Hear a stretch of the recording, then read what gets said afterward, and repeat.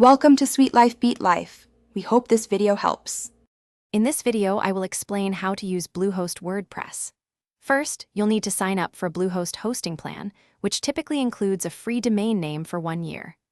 Bluehost powers over 2 million websites, and once your account is active, it automatically installs WordPress for you.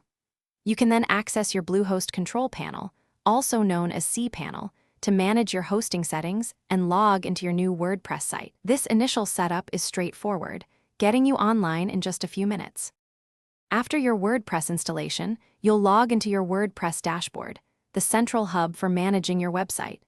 Here, you'll find key sections like posts for blog entries, pages for static content, and appearance to customize your site's look.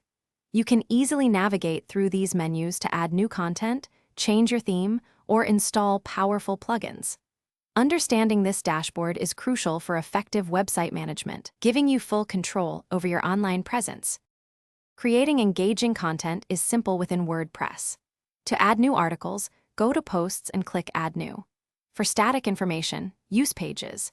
You can easily embed media like images and videos to enrich your content.